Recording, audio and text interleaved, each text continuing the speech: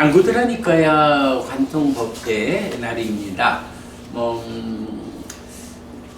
하나의 모음부터 11하나의 모음까지를 관통해 가는 공부인데요. 넷의 모음에서 굉장히 오랜 시간을 머물고 있어요. 그래도 이제 보니까 거의 넷의 모음을 마무리해가는 단계에 들어섰다라고 말할 수 있겠고요. 자, 오늘은 넷의 모음의 25번째 품 아빠띠 바야왔고 범계의 두려움 품입니다. 지난주에 우리가 이 범계의 두려움 품에 속한 경 2개를 공부했어요. 하나는 넷의 모음 243번 상가를 분열시키는 자경이고, 두 번째 경은 이제 244번 범계의 두려움 경이죠. 네, 그렇게 2개의 경 공부했는데, 경 2개가 일단 그 25품 가운데 가장 길고 중심되는 주제다, 이렇게 볼 수 있겠습니다. 잠시 지난주 공부 뒤집어보고 가겠습니다. 안구따라 니카야 관통법의 4, 243 내지 244 1. 상가의 분열을 기뻐하는 이유 2. 범계의 두려움 비구 227개 분석해서 2월 12일 공부했어요. 간단한 요약으로 보면 범계의 두려움 폼에 속한 상가를 분열시키는 자 경과 범계의 두려움 경을 공부하였습니다. 나쁜 비구는 상가가 화합하면 나쁜 비구의 나쁜 점 4가지를 드러나게 할 것이지만 분열하면 드러나게 하지 않을 것이란 이유로 상가의 분열을 기뻐합니다. 또한 4가지 범계에 대한 강한 두려움의 상을 확립하여 행위를 제어할 것을 말하는데, 범하지 않은 자는 빠라지까 상가디세사 빠찌띠아 빠띠데사니아의 법을 범하지 않을 것이고, 범한 자는 법답게 참회할 것이기 때문입니다. 라고 해서 우리가 지난주 하여간 나쁜 비구의 나쁜 점 4가지 그거 드러나지 않으려니까 상가가 분열되기를 바라는 이런 내용하고, 그 다음에 이제 범계에 대한 강한 두려움의 상을 확립하자. 그래서 행위를 제어하자라고 하는데, 비구 227개가 어떻게 구성되어 있는지 하는 거 살펴보았습니다. 자, 이렇게 2개의 경 보았고요. 이제 오늘은 3번째 경으로 가겠습니다. 3번째 경도 보면 요 앞에 2개의 경 못지않게 사실은 굉장히 비중 있고 중요한 주제를 담고 있다라고 생각이 돼요. 아소카 부부님, 그 공부하잖아요. 공부를 하면 어떤 이익이 있을까? 일단 삶을 바르게, 그러니까 나쁜 행위를 제어하면서 바르게 삶을 살 수가 있을 것이고, 끝에 가서는 궁극의 문적인 휴가 안원을 얻을 수 있겠죠. 그렇군요.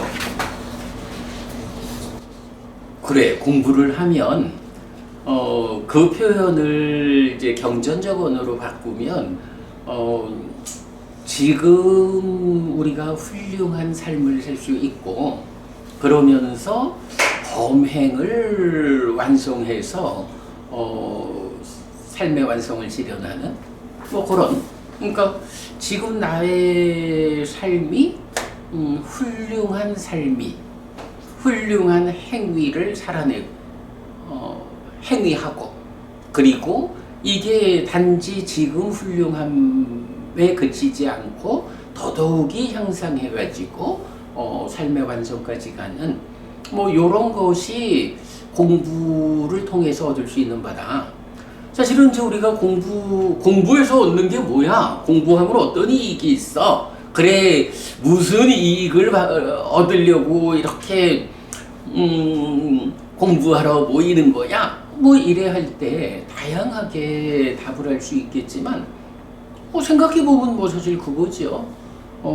지금 잘 살고 앞으로 더 좋아지고, 그런데 지금 잘 살고 앞으로 더 좋아진다라는 이것이 얼마만큼 잘 살고 얼마만큼 좋아질 거냐, 이제 요런 부분까지를 우리가 좀 고민해가지고 대답을 해야 하는 필요성, 뭐 이런 게 있겠죠. 세 번째 경 제목이 식하니상사습당에서 공부의 이익경이에요. 말 그대로 이 공부를 통해서 어떤 이익을 얻을 수 있을까라는 것을 설명하는 경이라 사실은 뭐 굉장히 비중 있는 경이다라고 생각합니다. 자, 일단 경을 먼저 읽어보겠습니다.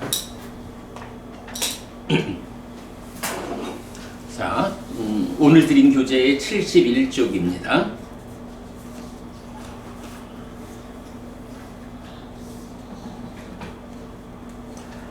자, 245번부터 볼 건데요. 비구들이여, 공부의 이익, 최상의 지혜, 해탈의 핵심, 삿디의 지배를 위해 이런 범행을 산다. 그러면 위에 건 아니나요? 그 위에. 그거는 저기 참고로 적어드린 거예요. 그러면 비구들이여, 무엇이 공부의 이익인가? 여기 비구들이여, 믿음이 없는 자들을 믿음으로 이끌기 위해, 믿음이 있는 자들을 더욱 확대시키기 위해 내가 제자들에게 선언한 훌륭한 행위로 이끄는 공부가 있다. 믿음이 없는 자들을 믿음으로 이끌기 위해, 믿음이 있는 자들을 더욱 확대시키기 위해 내가 제자들에게 선언한 훌륭한 행위로 이끄는 공부에 의해 그는 깨지지 않고 끊어지지 않고 결점이 없고 얼룩지지 않는 자가 된다. 받아들인 뒤 학습 계율 위에서 공부한다. 이렇게 나와요.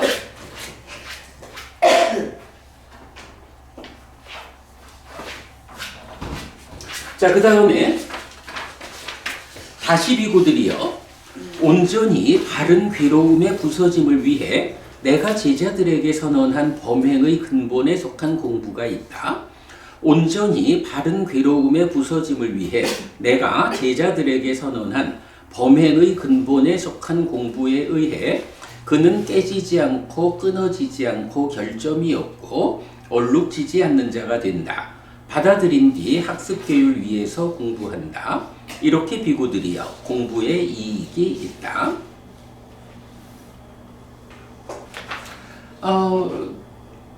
부처님이 제자들한테 선언한 공부가 어떤 게 있다는 거죠? 믿음이 없는 자들을 믿음으로 이끌기 위해, 믿는 자들을 또 확대시키기 위해 선언한 공부, 훌륭한 행위를 이끄는 공부. 그리고 두 번째는 그리고 그러니까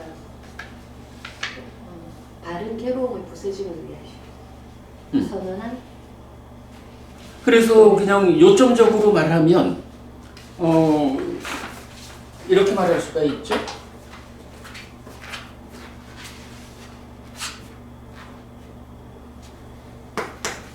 부처님이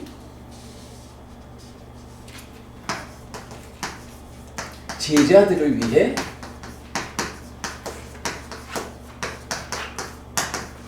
선언한 공부.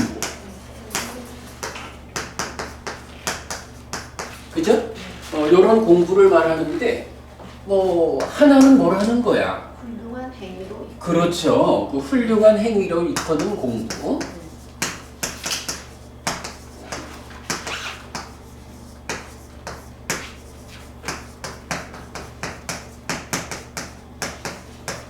그리고 또 하나가 범행의 근본에 속한 공부, 이렇게 되죠.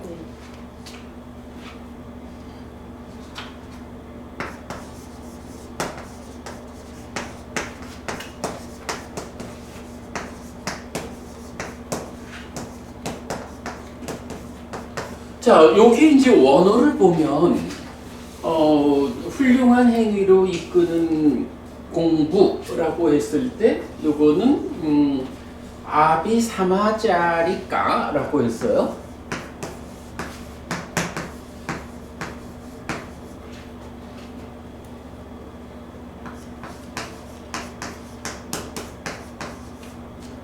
뭐 요거는 뭐 related to excellent conduct 뭐 이래 해서 하여간 훌륭한 행위로 이끄는 공부 이렇게 번역을 하면 되겠고요. 그 다음에 두 번째 거는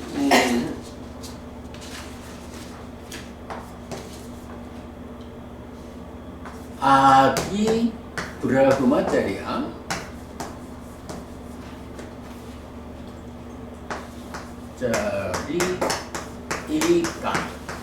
라고 해서 요게 이제 그 브라흐마짜리야라고 하면 요게 보통 범행이라고 우리가 이제 범행이란 말을 많이 하잖아요. 성스러운 행위, 뭐 이런 삶을 향상으로 이끄는 이런. 그래서 이제 부처님 제자들도 보면 특히 제가자를 분류할 때 소유하고자 하는 자와 범행을 실천하는 자 이럴 때 브라흐마짜리야라는 단어를 쓴다고요. 아디라는 말은 뭐 시작이라고 해도 되고 또는 뭐 근본 이렇게 해도 되는데 나는 이거를 이제 처음에는 범행의 시작에 속한 이래 했다가 언제부턴가 범행의 근본 이렇게 이제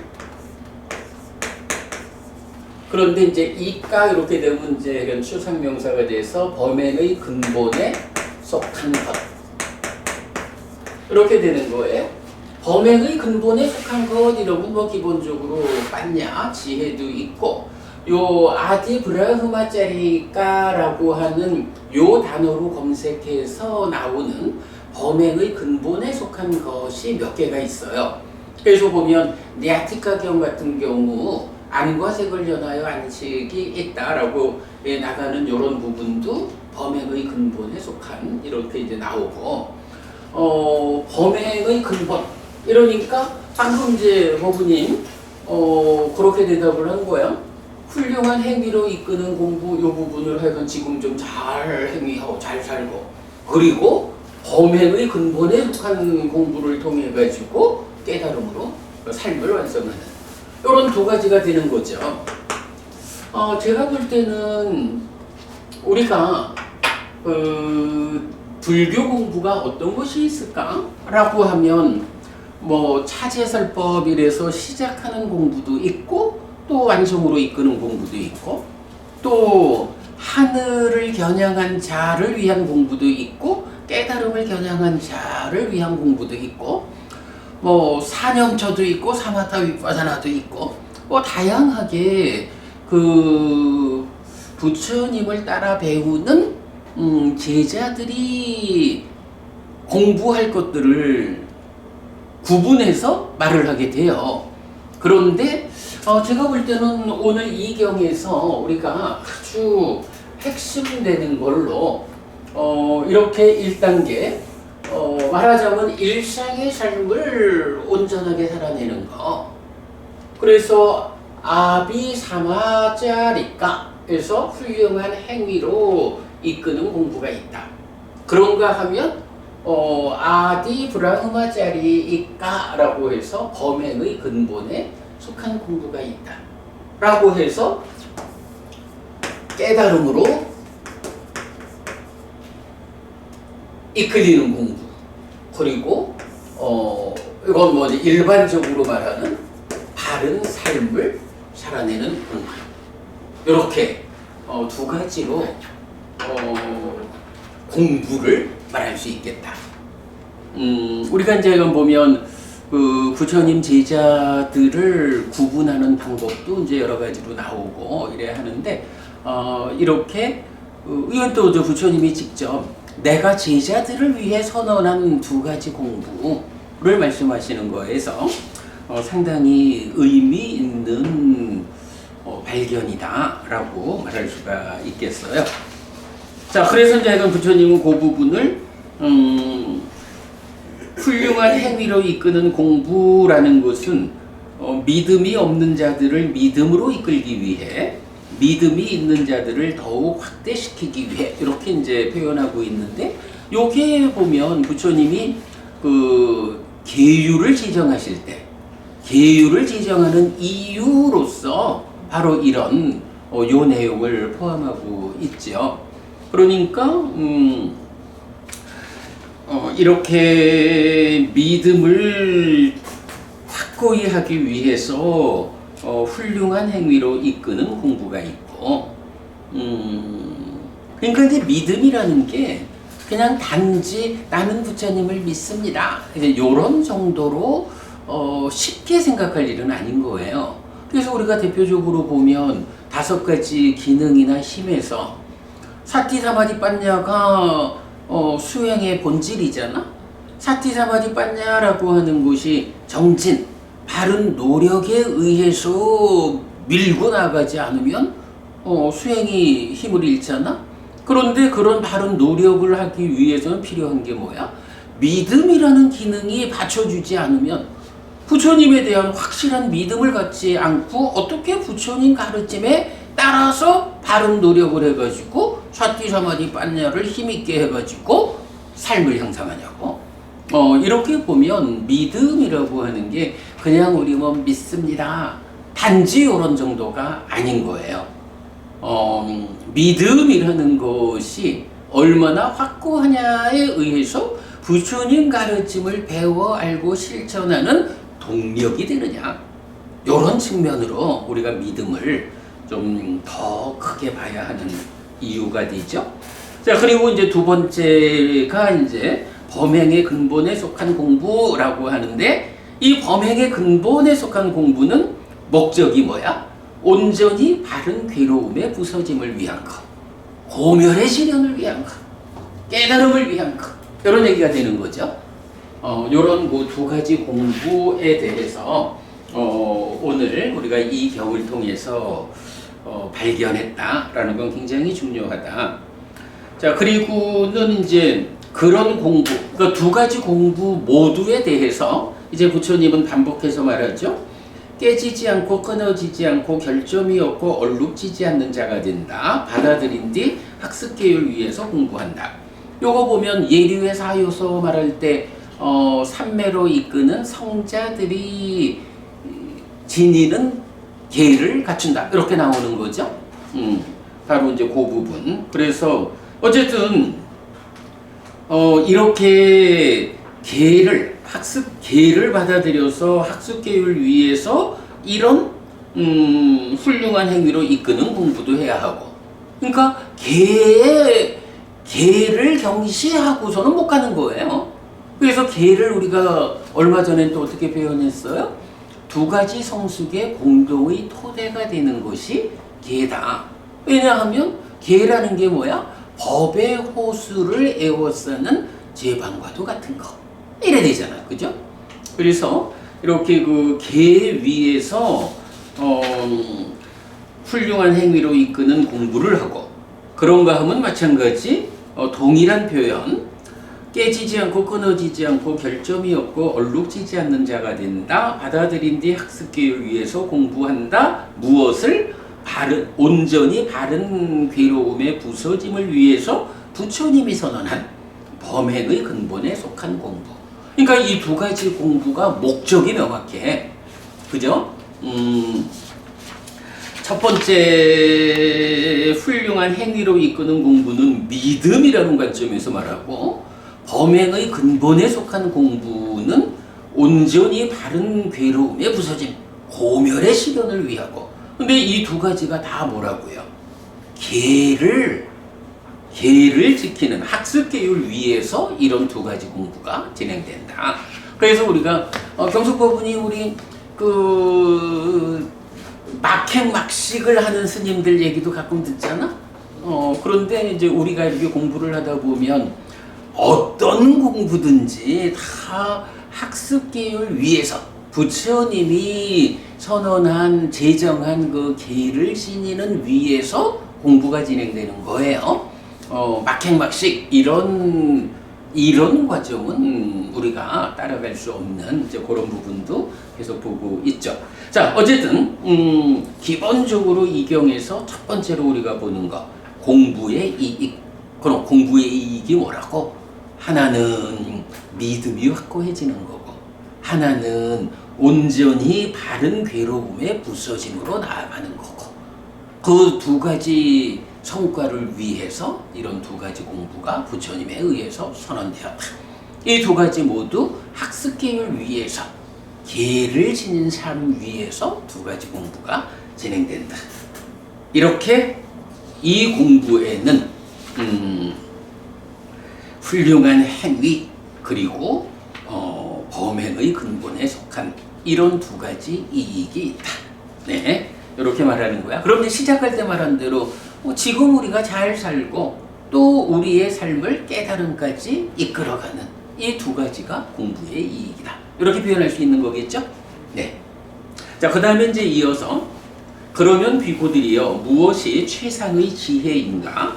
여기 비구들이여 온전히 바른 괴로움의 부서짐을 위해 내가 제자들에게 선언한 법들이 있다. 비구들이여 온전히 바른 괴로움의 부서짐을 위해 내가 제자들에게 선언한 그 법들은 지혜에 의해 검증된다.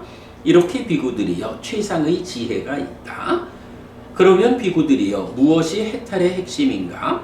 여기 비구들이여 온전히 바른 괴로움의 부서짐을 위해 내가 제자들에게 선언한 법들이 있다. 비구들이여 온전히 바른 괴로움의 부서짐을 위해 내가 제자들에게 선언한 그 법들은 해탈에 의해 실현된다. 이렇게 비구들이여 해탈의 핵심이 있다. 그러면 비구들이여 무엇이 사띠의 지배인가? 이렇게 완성되지 않은 훌륭한 행위로 이끄는 공부를 나는 완성할 것이라거나 완성된 훌륭한 행위로 이끄는 공부를 거듭 거기에서 지혜로서 유지할 것이다 라고 안으로 사띠를 확립한다. 이렇게 완성되지 않은 범행의 근본에 속한 공부를 나는 완성할 것이라거나 완성된 범행의 근본에 속한 공부를 거듭 거기에서 지혜로서 유지할 것이다 라고 안으로 사띠를 확립한다. 이렇게 검증되지 못한 법을 나는 지혜로서 검증할 것이라거나 검증된 법을 거듭 거기에서 지혜로서 유지할 것이다 라고 안으로 사띠를 확립한다. 이렇게 실현하지 못한 법을 나는 해탈로서 실현할 것이라거나 실현된 법을 거듭 거기에서 지혜로서 유지할 것이다 라고 안으로 사띠를 확립한다. 이렇게 비구들이여 사띠의 지배가 있다.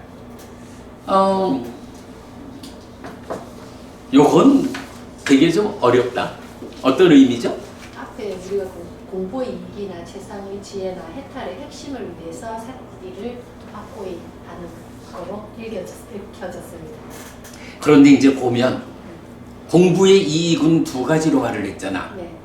그런데 최상의 지혜를 말할 때는 두 가지 공부 중에 두 번째 거. 그치? 온전히 바른 괴로움의 부서짐을 위해 부처님이 선언한 법들, 이런 법들이 지혜에 의해서 검증된다. 이렇게 말했어요. 그래서 최상의 지혜다라고 말하는 게 여기서는 지혜 가운데 으뜸 이런 이야기가 아니라 이렇게 부처님이 선언한 법들, 온전히 바른 괴로움의 부서짐을 위해서 선언한 그 법들이 지혜에 의해서 검증되기 때문에 지혜가 최상인 거예요. 요런 의미. 지혜 가운데 최상의 지혜 이렇게 말하는 게 아니고 지혜야말로 최상이야. 요런 의미로 일단 지혜는 검증이야. 검증이라는 게 뭐예요? 옳고 그름의 판단이죠. 옳고 그름의 판단. 아수가 부부님, 옳고 그름의 판단이란 개념이 어디에서 우리가 제일 택법각지. 택법각지. 또 뭐 그 이전에 택법각지가 이제 사실은 그 칠각지를 닦는다라는 게 두 단계잖아. 한 단계는 사념초로 장애를 밀어내는 만큼이 칠각지가 닦아지는 거고, 칠각지가 충만한 마음에서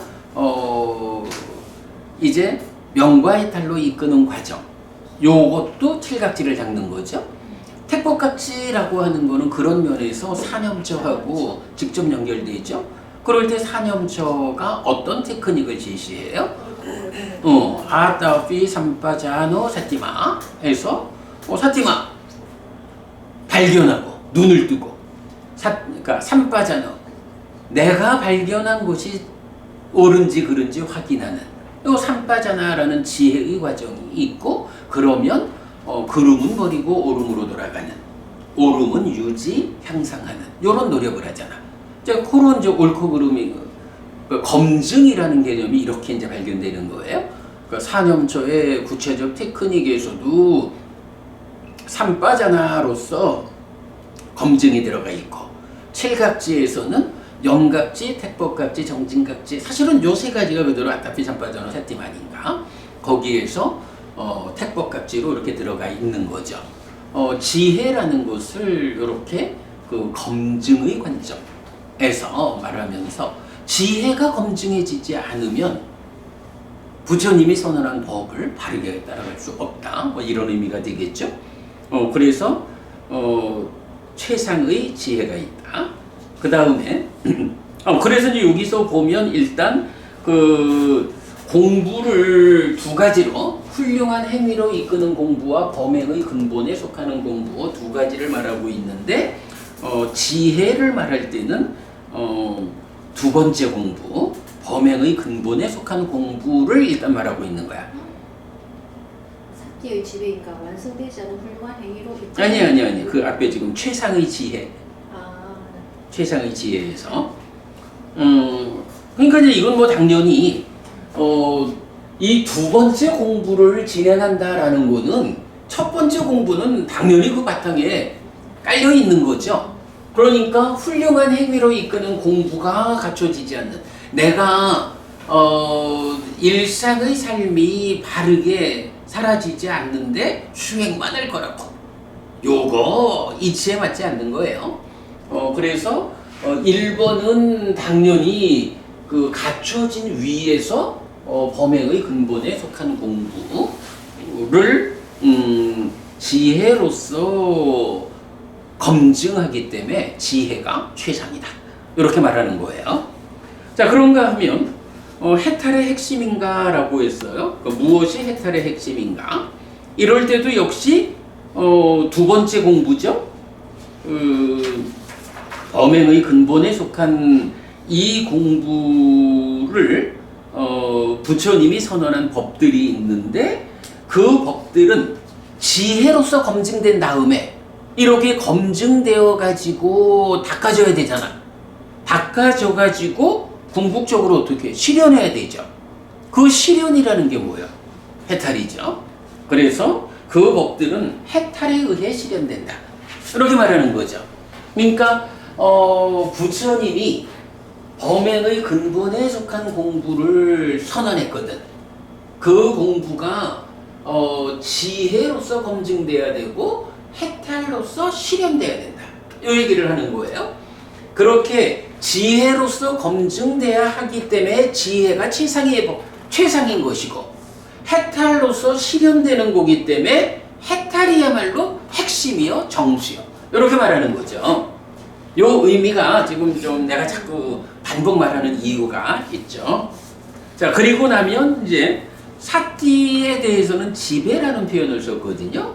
무엇이 사띠의 지배인가? 라고 했는데 이렇게 완성되지 않은 훌륭한 행위로 이끄는 공부 요거죠. 1번 공부 훌륭한 행위로 이끄는 공부를 나는 완성할 것이라든가 완성된 훌륭한 행위로 이끄는 공부를 거듭 거기에서 지혜로서 유지할 것이다.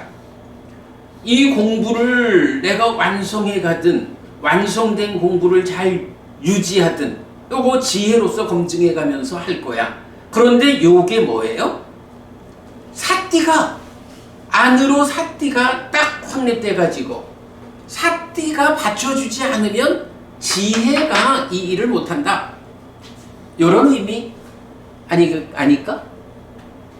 그렇게 일단 볼 수가 있겠죠. 그러면 또 이어가지고 이렇게 완성되지 않은 범행의 근본에 속한 공부를 나는 완성할 것이라거나 완성된 범행의 근본에 속한 공부를 거듭 거기에서 지혜로서 유지할 것이다 라고 안으로 삿띠를 확립한다. 두 번째 공부도 마찬가지예요. 지혜로서 해야 하는 역할이 있는데 삿띠가 받쳐주지 않으면 또 못하는 거야. 삿띠가 받쳐주지 않으면 지혜가 제 역할을 못한다. 이런 관점에서 보면 뭐야? 지혜를 삿띠가 지배한다. 이렇게 표현할 수가 있겠죠. 삿띠가 지배한다라는 의미를 삿띠가 받쳐주지 않으면 지혜가 그 역할을 못해. 지혜, 삿띠, 나의 지배를 받고 있어. 이런 의미로 볼 수가 있겠죠. 요 의미를 우리가 주목해야 돼요. 자, 그런가 하면 이렇게 검증되지 못한 법을 나는 지혜로서 검증할 것이라거나 검증된 법을 거듭 거기에서 지혜로서 유지할 것이다 라고 안으로 삿띠를 확립한다. 공부의 이익에 대해서도 이렇게 지혜로서 유지하는 이거 삿띠가 확립되지 않으면 못하니까 삿띠가 공부의 이익도 지배하고 검증이라는 측면에서 지혜로서 검증한다라는 이것도 삿띠가 받쳐주지 않으면 지혜로서 검증할 수 없으니 지혜도 삿띠가 지배한다. 그리고 이렇게 실현하지 못한 법을 나는 해탈로서 실현할 것이라거나 실현된 법을 거듭 거기에서 지혜로서 유지할 것이다 라고 안으로 삿띠를 확립한다 라는 요거 해탈 또한 그런 거야. 삿띠가 받쳐주지 않으면 해탈이라고 하는 이 범행의 근본에 속한 법들의 실현이 안 되는 거야. 해탈도 결국은 삿띠가 받쳐주면 할 수 있고 삿띠가 받쳐주지 않으면 못해. 해탈 너도 나의 지배 안에 있어 라고 삿띠는 말할 수 있다. 이런 의미가 되겠죠. 지배라고 하는 이게 뭐 단어가 우리말로 번역하려니까 지배라고 이제 번역되는데 그 의미를 요런 관점으로 이해를 해야 한다. 이렇게 비구들이요 삿띠의 지배가 있다. 이렇게 표현하고 있어요. 그러니까 지금 이 경에서는 경 제목은 공부의 이익경이지만 공부에는 어떤 이익이 있느냐? 이런 두 가지 이익이 있다. 지혜가 검증해야 한다라는 점에서 지혜야말로 최상의 것이다. 요런 공부를. 그런데 요런 공부를 지혜가 검증해서 최상이다 하지만 결국은 그렇게 해가지고 이런 법을 실현해야 하는데 그 법의 실현이라는 게 해탈이요. 그래서 해탈이야말로 정수요, 핵심이요, 이렇게 말하는 거죠. 그런데 이렇게 공부라는 것도 지혜라는 것도 해탈이라는 것도 따지고 보면 삿띠가 받쳐주지 않으면 삿띠가 토대가 되어서 눈 뜨거지고 자 보면 공부에 대해서는 두 가지다. 삿띠를 확립한다 두 가지다 말하죠. 지혜에 대해서 검증 부분을 그렇게 말하죠. 해탈에 대해서 실현 부분을 그렇게 말하잖아요. 이렇게 앞선 세 가지 공부와 지혜와 해탈이라는 이 세 가지를 공부는 이익이고 지혜는 검증하니까 최상이고 해탈은 실현이니까 핵심이고 이렇게 말하는 요 세 가지 모두가 삿띠가 받쳐주지 않으면 다 못 가는 거예요. 이러니까 그 세 가지가 삿띠의 지배를 받는다. 이렇게 표현하는 거잖아요. 사실은 여기서 이렇게 삿띠의 지배라는 의미를 보는 일이 좀 어려운 것 같아요. 그런데 아소카 부부님 기억하실까? 요런 지혜가 최상이고 해탈이 핵심 정수고 삿띠가 지배고 요런 표현들 어디서 좀 본 것 같지 않아?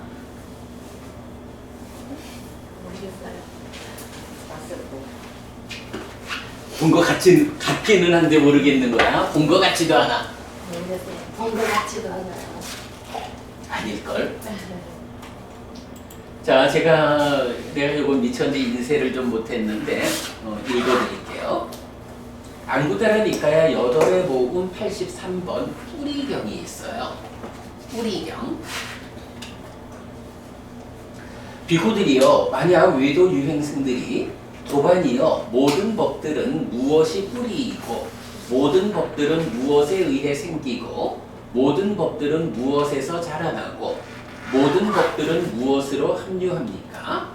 모든 법들은 무엇이 으뜸이고 모든 법들은 무엇의 지배를 받고 뭐가 좀 네. 비슷해지죠? 네. 모든 법들은 무엇이 최상이고 모든 법들은 무엇이 핵심입니까? 라고 묻는다면 비구들이여, 이렇게 질문받은 그대들은 그 외도 유행승들에게 무엇이라고 설명할 것인가? 대덕이시여, 참으로 법들은 세존을 뿌리로 하고 세존을 도관으로 하고 세존을 의지합니다. 대덕이시여, 이 말씀의 의미를 세존께서 분명히 해주시면 참으로 감사하겠습니다. 비구들은 세존에게서 듣고서 명심할 것입니다. 그러면 비구들이여, 나는 설할 것이다. 듣고 잘 사고하라. 나는 말할 것이다. 알겠습니다, 대덕이시여 라고 그 비구들은 세존에게 대답했다. 세존은 이렇게 말했다. 비구들이여, 만약 외도 유행승들이 도반이여 모든 법들은 무엇이 뿌리고 모든 법들은 무엇에 의해 생기고 모든 법들은 무엇에서 자라나고 모든 법들은 무엇으로 합류합니까?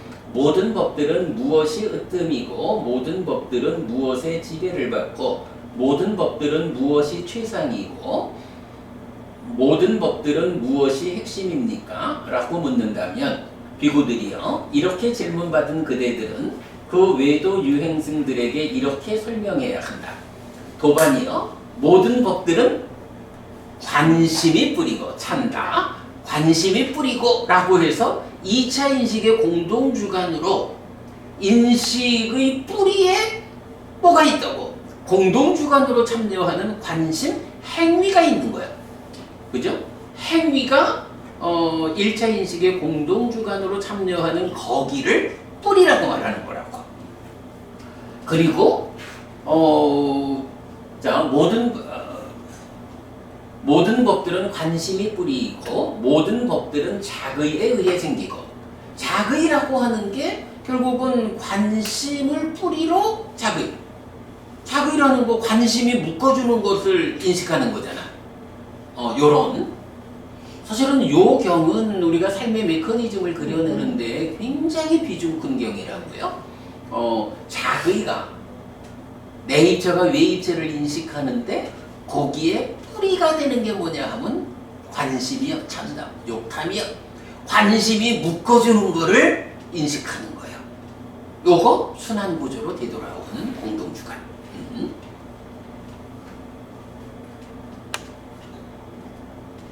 메커니즘 아니면 그걸 제대로 이해하기가 어려워요. 그러니까 이제 그럴 때 이제 요 경의 뒷부분을 오늘 이 경이 설명해주고 있는 거죠. 자, 그래서 모든 법들은 관심이 뿌리이고 모든 법들은 작의에 의해 생기고 모든 법들은 촉에서 자라나고. 그러면 여기서 촉과 작의 두 개가 뭐야? 활성요소죠. 수로. 모든 법들은 수로 합류합니다. 모든 법들은 무엇이 으뜸이야? 지혜가 으뜸입니다. 자, 모든 법들은 이것이 으뜸이고 모든 법들은 이것의 지배를 받고 모든 법들은 이것이 최상이고 최상은 지혜지. 그래요? 모든 법들은 이것이 핵심입니다 라고 해서 해탈이 핵심이야. 그럼 으뜸은 뭐야? 자, 지배는 사띠고 지혜, 그러니까 최상은 지혜고 핵심은 해탈이야. 그러면 그 앞에서 으뜸이라고 된 거는 뭐야? 삼매가 있어야겠지. 그래야 사띠 사마디, 그러니까 사띠와 삼매와 지혜와 해탈이라는 이 네 가지가, 그러니까 이제 보면 앞에 네 가지는 관심을 뿌리려 하고 자그에서 생기고 촉에서 자라나고 수로 합류한다라는 거는 메커니즘적으로 오는 거야. 메커니즘적으로, 그러니까 12연기, 연기의 과정이 이렇게 설해졌다면 요거는 괴로움이 자라나는 조건관계잖아. 근데 이제 이거를 어떻게 이 문제를 해결할 거냐라는 거를 요 경에서는 이제 사띠와 삼매에서 삼매를 앞에 놔요. 집중이란 개념을 먼저 놓은 거지. 삼매가 으뜸이고 사띠의 지배를 받으면서 지혜가 최상이고 해탈이 핵심이다. 이렇게 앞에 넷은 메커니즘적 흐름을 말하고 뒤에 넷은 수행 지도로서의 깨달음을 이렇게 이제 연결하는 거. 이렇게 보면 사실은 이제 여기서 특히 우리가 삼매가 으뜸이다. 왜 삼매를 사띠 앞에 놨는지, 그리고 사띠의 지배를 받는다. 뭐 이런 부분들을 참 설명하기가, 이해하기가 어려운 거잖아요. 근데 오늘 경에서 지금 공부의 이 경에서 마지막에 사띠가, 그지? 사띠 앞에서 지혜가 최상이다라는 거, 부처님이 이런 고멸로 이끄는 법을 선언하셨는데 그것을 검증하는 일이 지혜이기 때문에 지혜가 최상이요. 그거 실현하는 것이 해탈이기 때문에 해탈이 핵심이요. 그런데 말이요, 이런 공부, 이런 지혜, 이런 해탈이 사띠가 받쳐주지 않으면 못해. 사띠가 내가 받쳐줄게 하면 하고, 안 받쳐줄 거요? 이러면 못해. 그러니까 공부도 지혜도 해탈도 사띠의 지배를 받는 거예요. 요렇게 지금 설명을 하는 거야. 그러면 요게 지금 뿌리경에서 말하는 요런, 사실은 앞에 4개 뭐 메커니즘적으로 그대로 관심이 뿌리고 자그에서 생기고 촉에서 자라나서 수로 합류하는, 이건 뭐 그대로 메커니즘이야. 그런데 삼매가 으뜸이다. 사띠가 지배하고 지혜가 최상이고 해탈이 핵심이다 라는 이 부분, 바로 이 부분을 이 경에서 설명하고 있는 거죠. 이렇게 보니까 공부하고 삼매가 서로 같이? 뭐 그렇게 봐도 될 거예요. 예, 그건 타당해요. 그렇게 보는 게 맞을 거야. 아니 그게 특히 이제 이런 온전한 괴로움의 부서짐으로 이끄는, 온전하게 괴로움의 부서짐으로 이끄는 게 사실은 뭐야? 삼매. 조금 더 말을 더 붙이면, 수행. 아니, 삼매에다 말을 붙이면 그게 바른 삼매지. 네. 팔정도가 바른 삼매라고 해서 삼매의 토대 위에서 고면의 실현 과정이잖아. 그러니까 결국 그래, 지금 제보부님이 공부와 삼매를 동치하자라고 하는 건 굉장히 좋은 관점이죠. 그럼 그 관점을 설명하려면 결국 팔정도가 앞에 7가지를 필수품으로 하는 삼매, 필수품을 갖춘 삼매로의 바른 삼매라고. 그렇지, 바른 삼매가 바로 이 2가지 공부하는 거지. 그럴 때 삼매가 이 2가지 공부하고 동치가 되고, 그랬을 때 그 삼매 위에서 지혜가 검증을 해줘야 하고 해탈로 실현해야 되는데 그 모든 것이 사띠 위에 있어. 이런 개념. 이렇게 보면 연결이 되죠. 그래, 그 삼매를 공부와 동치하자 하는 거는 좋은 관점이에요. 나는 또 거기까지 생각을 안 했는데 그 부분 연결을 하니까 훨씬 더. 그렇죠. 뿌리경하고 잘 맞죠. 근데 뿌리경이 하나 더 있어. 요거는 지금 8의 안구따라니까요. 8의 모음 83번 뿌리경이거든. 근데 요 뿌리경이 열의 모음에 속한 것도 있어요. 열의 모음에 속한 거는 안구따라니까의 열의 모음 58번 똑같이 뿌리경인데, 요거는 이제 똑같은 전개에서 마지막에 2개가 더 있어. 보면 모든 법은 삼매가 으뜸이고 모든 법은 삿띠의 지배를 받고 모든 법은 지혜가 최상이고 모든 법은 해탈이 핵심이고 모든 법은 불사로 뛰어들고 해탈이라고 하는 것도 해탈이 뭐냐? 불사를 위한 거예요. 그죠? 부처님 깨달음이 어떤 깨달음이야? 생사 문제를 해결하는 깨달음이잖아. 불사의 실현인 거야. 불사로 뛰어드는 거야. 그리고 그럼 마지막 10번은 열반. 해서 모든 법은 열반으로 완결됩니다. 이렇게 말하는 거거든요. 내가 볼 때는 오늘 우리 공부의 이 경이 이 공부를 통해서 어떤 이익을 얻습니까? 라는 그 주제에 대해서도 중요한데 또 한편으로는 이렇게 두 개의 뿌리경이 이 경에서 해석이 되는 거야. 설명이 되는 거야. 그죠? 사실은 이거 굉장히 중요한 어쨌든 뿌리경이라는 게 메커니즘과 수행 지도를 연결하는 이제 이런 중요한 경인데 거기에서 이런 열반까지 그러니까 삼매가 으뜸이고 삿띠의 지배를 받고 지혜가 최상이고 해탈이 핵심이고 불사로 뛰어들고 열반으로 완결되는 이렇게까지 그 깨달음을 설명하는 이런 뿌리경이 오늘 이 공부의 이익경을 통해서 해석이 되죠. 자, 그래서 아까 그 부부님 왜 위에 거 안 읽어요? 그랬지. 그 위에 거 안 읽어요 한 그 부분에다가 제가 요 뿌리경 두 개를 요점만 적어 놓은 거예요. 그래서 보면 공부의 이익경 밑에 안구따라 니까야 8의 모음 83 뿌리경 해서 링크 열의 모음 58번 뿌리경 링크 모든 법은 삼매가 으뜸이고 모든 법은 삿띠의 지배를 받고 모든 법은 지혜가 최상이고 모든 법은 해탈이 핵심입니다.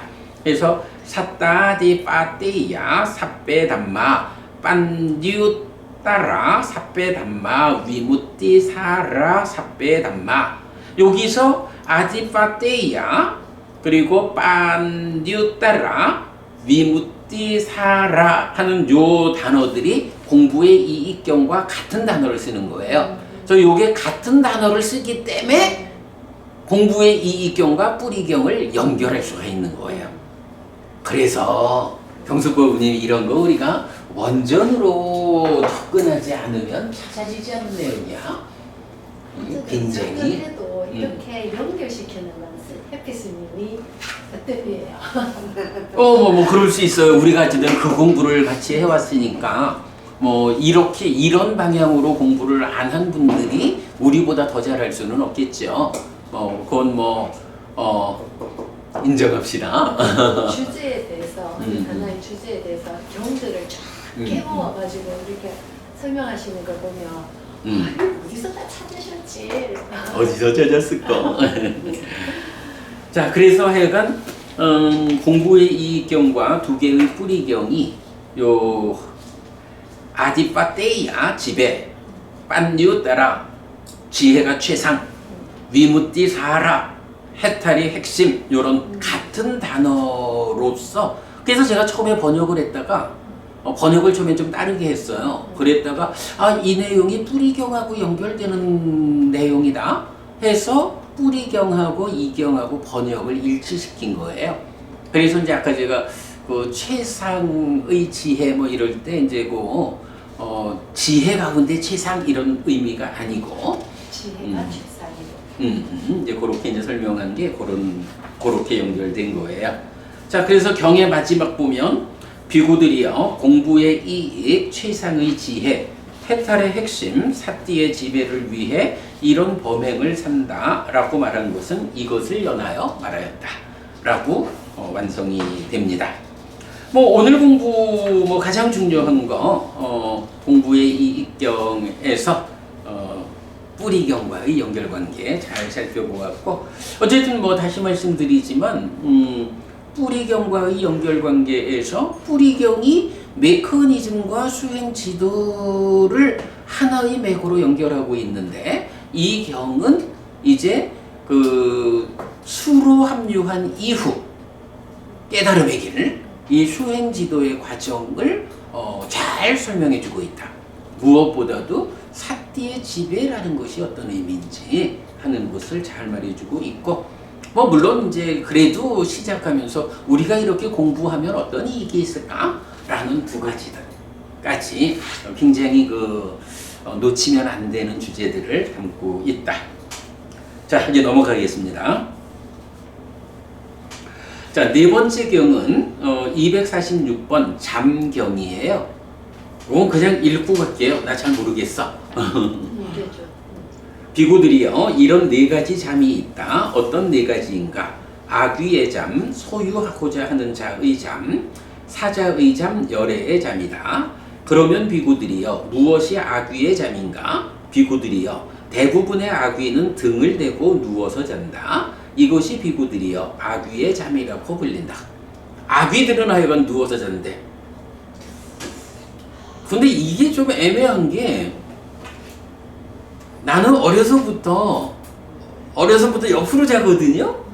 근데 나는 묘한 게 언제부턴가 출가한 다음인 것 같아. 내가 뭐 아주 좁은 집에서 살 때도 그랬고, 낮에 좀 피곤해서 누워야겠다 하면 낮에는 똑바로 누워서 잠을 자는데, 밤에 아이고 옆으로 자니까 이게 뭐 좀 불편해, 그래서 똑바로 누워서 자야지 이래 하면 내가 한 3시간까지도 버텨봤어. 근데 잠이 안 들어. 그거 참 묘하죠. 낮에는 잘 자거든, 밤에는 못 자. 그래서 잠을 자려면 벌어 누워야 돼. 내가 밤에는 아귀이기를 거부하는가? 어쨌든 하여간 그게 잘 모르겠어요. 아귀는 누워서 잔대. 그러면 비구들이여, 무엇이 소유하고자 하는 자의 잠인가? 비구들이여, 대부분의 소유하고자 하는 자는 왼쪽으로 누워서 잔다. 이것이 비구들이여 소유하고자 하는 자의 잠이라고 불린다. 그러면 비구들이여, 무엇이 사자의 잠인가? 비구들이여, 짐승의 왕 사자는 발에 발을 포개고 넓적다리 안으로 꼬리를 넣고 오른쪽으로 눕는다. 그는 잠에서 깨면 먼저 몸의 앞부분을 구부려서 몸의 뒷부분을 살펴본다. 만약 비구들이여, 짐승의 왕 사자가 무엇이든 몸이 엉망이거나 흩어진 것을 보면 비구들이여, 그로 인해 짐승의 왕 사자는 즐거워하지 않는다. 만약 비구들이여, 짐승의 왕 사자가 무엇이든 몸이 엉망이거나 흩어진 것을 보지 못하면 비구들이여, 그로 인해 짐승의 왕 사자는 즐거워한다.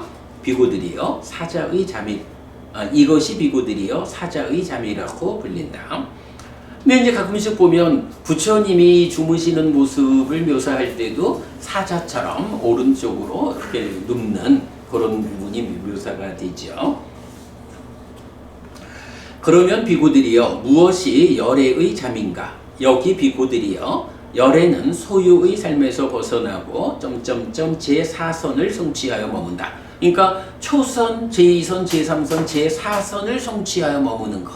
부처님 우리들 낮 동안의 머금을 위하여 어떤 숲으로 간다. 이럴 때 부처님 낮 동안에 설법할 일이 있으면 설법을 하고 이래 하시지만 삼매를 성취해서 지금 여기의 행복한 머금에 들어 머무시잖아. 부처님한테는 그게 잠이다.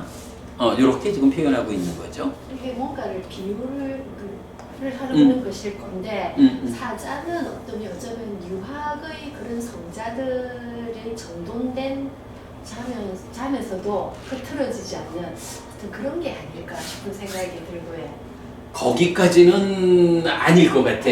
왜냐하면 지금 그러니까 열애의 잠은 네 가지 선을 성취해서 머문다 이러지만 그거는 그 수행의 관점에서 그렇게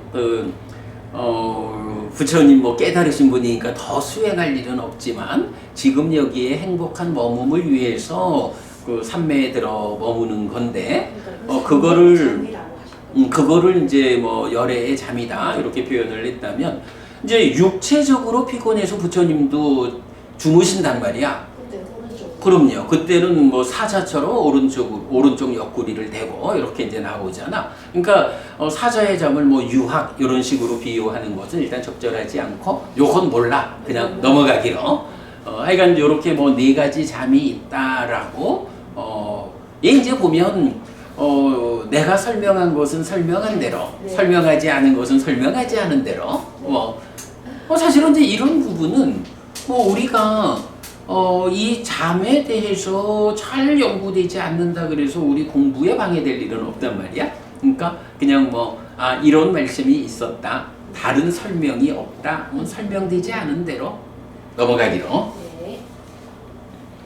그 다음에 5번째 경 247 탑을 세울 만한 사람 경 해서 비구들이여 이런 네 부류의 사람은 탑을 세울 만하다. 어떤 네 부류인가? 열의 아락한 정등각은 탑을 세울 만하다. 벽지불은 탑을 세울 만하다. 열애의 제자는 탑을 세울 만하다. 전륜성왕은 탑을 세울 만하다. 비구들이여 이런 네 부류의 사람은 탑을 세울 만하다. 라고 해서 탑을 세운다라는 거 말하자면 이제 우리 그 절에 가면 부도 이래 하듯이 좀 더 존경하고 존중하는 분들의 사후에 그분을 기념하기 위한 이런 탑이잖아요. 열애아라한 정등각, 벽지불, 열애의 제자, 그리고 전륜성왕 이런 분들이 훌륭한 분이다라는 거고 요 내용은 그대로 우리 대반열반경에서 탑을 세울 만한 사람에서 이제 동일하게 대반열반경 큰 경 안에 포함되어 있는 내용이죠. 자, 그 다음에 이제 6번째 경 248번 지혜의 늘어남 경이에요. 비구들이여 이런 네 가지 법은 지혜의 늘어남을 이끈다. 어떤 네 가지인가? 고결한 사람과 함께 삶, 정법을 들음, 열의작의 가르침에 일치하는 법의 실천. 이것이 비구들이여 지혜의 늘어남을 이끄는 네 가지 법이다. 자, 뭐니 해도 고결한 사람, 고결한 사람 하면 7가지 정법을 갖춘 사람, 대략 아라한 이런 고결한 사람과 함께 산다라고 하면 당연히 그와 더불어 지혜가 늘어나죠. 그리고 정법을 듣는다. 그럼요, 당연히. 그래서 이제 고결한 사람을 정의할 때도 7가지 정법을 갖춘 자 이렇게 되듯이 정법을 듣는 일이 지혜를 늘어나게 하는 일이다. 당연히 공부를 그래서 하는 거죠. 열의작의 열의작의 탐진지가 공동주간에 실려오지 않도록 제어해가는 삶의 과정이죠. 가르침에 일치하는 법의 실천. 요거 또 우리가 강조를 하는 거죠. 스승마다 다 가르침이 달라요. 그럴 때 기본적으로 스승이 가르쳐준 그대로 스승의 가르침에 일치하게 실천하는 일이 중요하죠. 그런데 거기에서 또 한 가지를 연결해 보면 이제 어떤 스승을 선택하느냐에 따라서 예를 들어서 우리 마하고인다경인가요? 에서 보면 이제 그 장면 나오죠. 부처님이 전생에 그 사무량심으로 대중들을 이끌 때 그 사무량심으로 이끌리던 제자들 가운데 그 공부가 완성된 전생의 제자들은 어때요? 사무량심의 공부가 완성되니까 범천의 세상에 태어났죠. 색계무색계 높은 세상에 태어났고 거기에 미치지 못하면 그래도 그 공부를 하는 힘에 의해서 어떻게 돼요? 타화자재천, 화락천, 도솔천, 야마천, 33천, 사왕천 이렇게 사무량심을 닦는 그 힘에 의해서 비록 부처님 전생 이야기니까 세상에 깨달은 자 열애가 출현하지 않은 시절이니까 사무량심을 닦는 스승이 으뜸된 스승일 수밖에 없죠. 그러니까 그 스승을 따라 가지고는 온전하게 공부를 완성하면 그 스승처럼 범천의 세상에 태어날 거고 새끼 무새끼 높은 세상에 태어날 거고 거기에 미치지 못하면 그래도 이런 공부를 노력하는 힘에 의해서 욕계의 여섯 하늘에 태어난다 이래 되죠. 그것도 보면 가르침에 일치하는 법을 실천한 거야.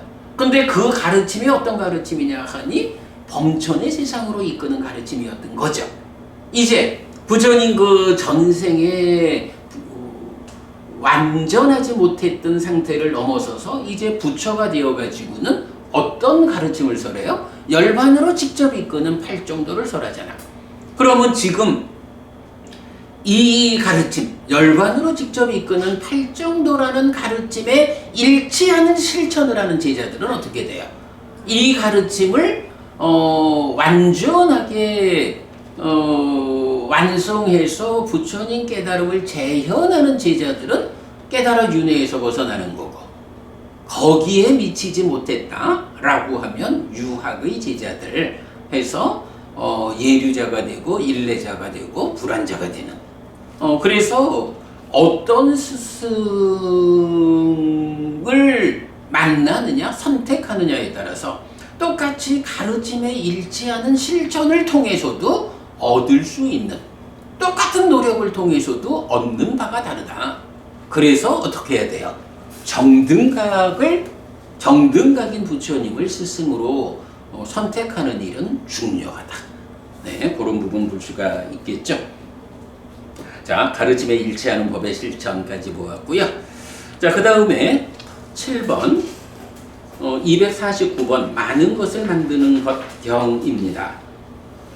자, 여기 밑에 보면 제가 바후까라 하나 이제 단어를 적어놨는데요. very useful, extremely helpful 해가지고 아주 유용하다, 도움된다 이런 의미로 나오고 그런데 이제 그냥 그 단어 자체로 보면 바후 많은, 까라 요거는 만들다, 그러니까 까로티, 두 메이크의 과거 분사기 때문에 만드는 것 이렇게 이제 해석이 되거든요. 그래서 이제 그 단어 자체로 보면 많은 것을 만드는 것, 만드는 것 이렇게 이제 번역이 될 수 있어요. 요 많은 것을 만드는 것이라는 말이 어디에 나오냐 하면 우리가 그 교리 요약집이라고 할 수 있는 경이 있잖아요. 13번. 그렇죠. 디가니까야 끝에 두 개, 33번 합송경하고 마지막 34번 십상경하고는 그야말로 교리 요약집과 같은데 그 중에 이제 마지막 경 십상경을 보면 하나로 된 법에서부터 열로 구성된 법들까지를 또 10가지로 구분하잖아요. 그 중에 보면 바로요 바후까라 해서 이건 번역하기에 따라서 아주 이익되는 법이 있다 이렇게 번역해도 되고 또 많은 것을 만드는 법이다 이렇게 번역을 해도 되는데 나는 이제 십상경을 번역하면서 요 단어를 아주 유용한 요렇게보다는 많은 것을 만드는 법이다라고 번역을 하고 있죠. 그래서 같은 용어이기 때문에 여기서도 많은 것을 만드는 것 경 이렇게 했어요. 자, 그래서 비구들이요 이런 네 가지 법은 사람을 위해 많은 것을 만든다 아니면 아주 유용하다 이렇게 해도 되고요. 어떤 네 가지인가? 고결한 사람과 함께 삶, 정법을 들음, 열의작의, 가르침에 일치하는 법의 실천. 이것이 비구들이요 사람을 위해 많은 것을 만드는 네 가지 법이다. 그러니까 결국 고결한 사람과 함께 사는 거, 정법을 듣는 거, 열의작의, 가르침에 일치하는 법의 실천 요 두 가지는 한 측면으로는 지혜를 늘어나게 하죠. 지혜가 늘어나니까 어떻게 해요? 많은 것을 나를 위해서 많은 것을 만든다. 지혜가 늘어나니까 아주 유용하다. 이렇게 연결해서 보면 되겠어요. 그래서 어쨌든 고결한 사람과 함께 삶. 이건 누구와 함께 사느냐라는 거 사서법에서 말하는 동사섭의 개념이죠. 네, 그렇게 보면 되고. 약간 고결한 사람과 함께 삼 정법을 들음 열이작의 가르침에 일치하는 법의 실천. 요 네 가지 법이 지혜를 늘어나게 하고 아주 유용하다. 많은 내 삶에 많은 것을 만드는 것이다. 이렇게 보면 되겠고요. 자, 그 다음에 8번째 250번 언어적인 삼경 이랬어요. 여기에는 이제 오하라라는 단어가 나오는데 그 다음 장 볼게요.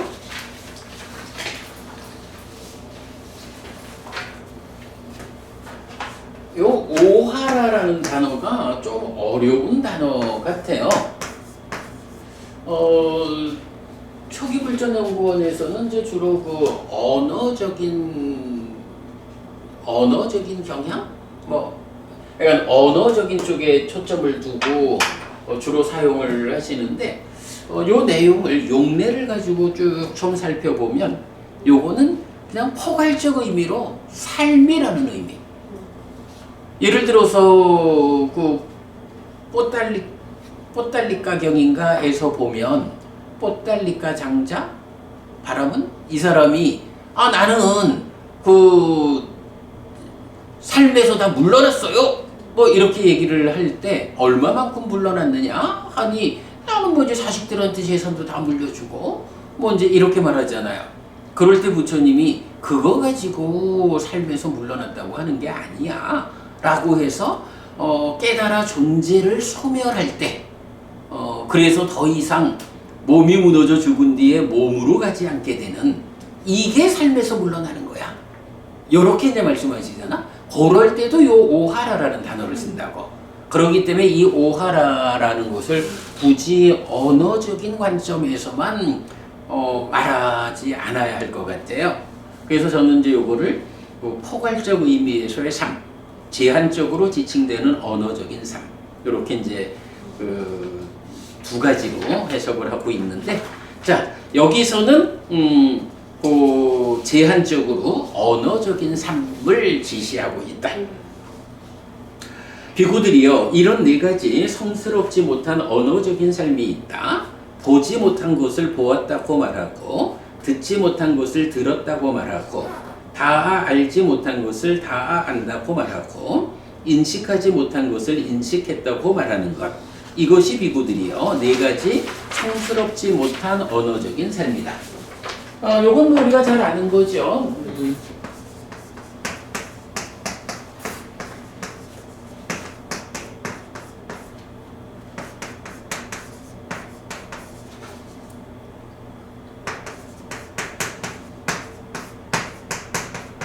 기본적으로 인식이 행위로 이렇게 진행돼 나갈 때 이런 6내입조, 6외입조 6개로 분류를 하잖아요.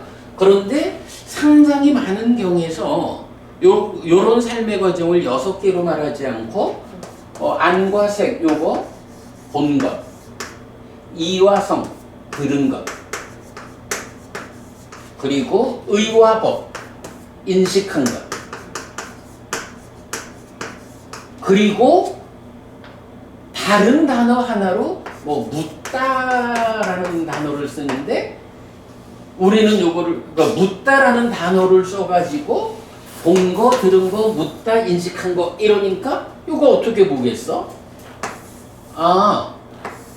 기본적으로 의와 법 인식하는 건 기본이고 보고 듣는 거 그리고 나머지 냄새 맡고 맛보고 닿는 요거는 묶어가지고 그죠? 묶어가지고 말하는가 보다. 그래서 요거를 이제 신과 촉의 관계에 중심을 둬가지고 우리는 다 안 거 이렇게 이제 번역을 하고 있죠. 요 경에서도 지금 요걸 말하고 있어요. 그래서 보았는데 보지 못했다고 말하는 거, 들었는데 듣지 못했다고 말하는 거, 다 안 것을 다 알지 않는다고 말하는 거, 인식한 거를 인식하지 못했다고 말하는 거. 요거 성스럽지 못한 언어적인 삶이요. 이렇게 말하는 거죠. 그러니까 요렇게 나오는 경우가 제법 있어요. 보면 그 의미 이렇게 두고요. 자, 그 다음에 9번째 251번 언어적인 삼경 2번 비구들이요 이런 네 가지 성스러운 언어적인 삶이 있다. 보지 못한 것을 보지 못했다고 말하고 듣지 못한 것을 듣지 못했다고 말하고 다 알지 못한 것을 다 알지 못했다고 말하고 인식하지 못한 것을 인식하지 못했다고 말하는 것 이것이 비구들이요 네 가지 성스러운 언어적 삶이다. 요거 보면 뭐 무사와다 거짓말 망어를 말할 때 같은 그런 의미죠. 그래서 성스럽지 못한 거 성스러운 거 사실 그대로 말하는 거 그 의미죠. 그 다음에 252번 언어적인 삼경 3 비구들이요 이런 네 가지 성스럽지 못한 언어적인 삶이 있다. 본 것을 보지 못했다고 말하고 들은 것을 듣지 못했다고 말하고 다 안 것을 다 알지 못한다고 말하고 인식한 것을 인식하지 못했다고 말하는 것 이것이 비구들이요 네 가지 성스럽지 못한 언어적인 삶이다. 마지막 253번 언어적인 삼경 4 비구들이요 이런 네 가지 성스러운 언어적인 삶이 있다. 본 것을 보았다고 말하고 들은 것을 들었다고 말하고 다 안 것을 다 안다고 말하고 인식한 것을 인식했다고 말하는 것 이것이 비구들이요 네 가지 성스러운 언어적인 삶이다.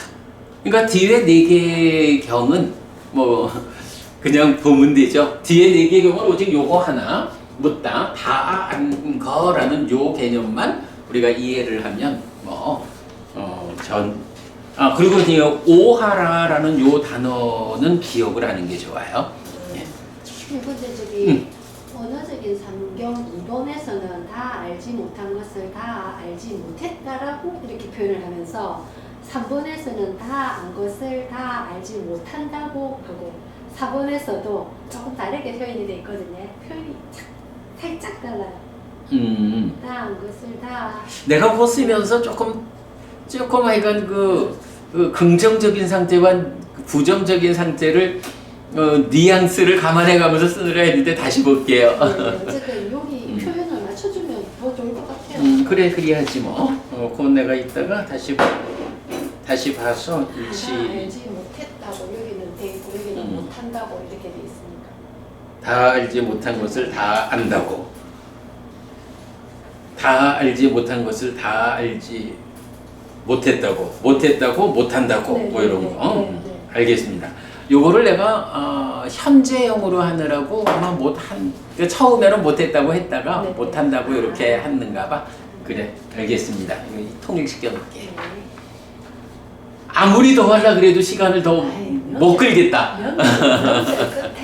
명절 끝에 일찍 마칠까? 그럴까요? 그래. 그래서 지난주와 오늘 두 번의 수업을 통해서 25번째 품, 범계의 두려움 품 보았는데요. 사실 지난주에는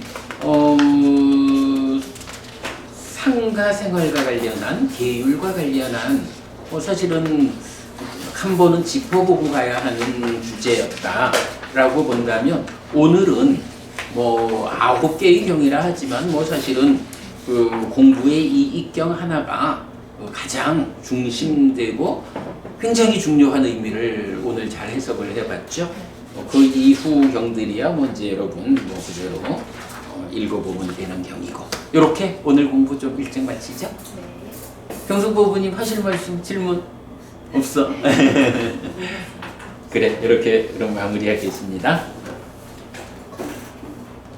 삼마삼부토 바가와 스와카토 바가와타 담모 수빠티반노 사와카 상고띠 세존전득하기시다.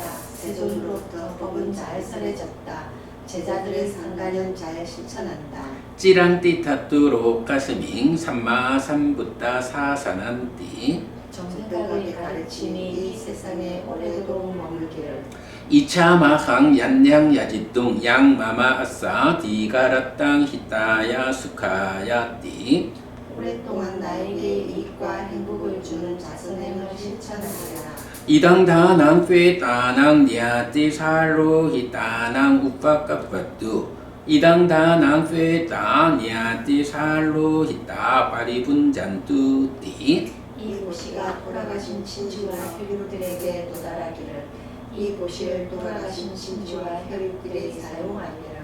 오늘도 우리가 훌륭한 법의 등을 함께 달았습니다. 이 법의 등의 공덕이 오랫동안 여러분들에게 이익과 행복으로 함께하기를 바랍니다. 또한 오늘의 이 법보시의 공덕이 여러분 생각하시는 그분들에게 도달하고 사용되기를 바랍니다. 수고하셨습니다.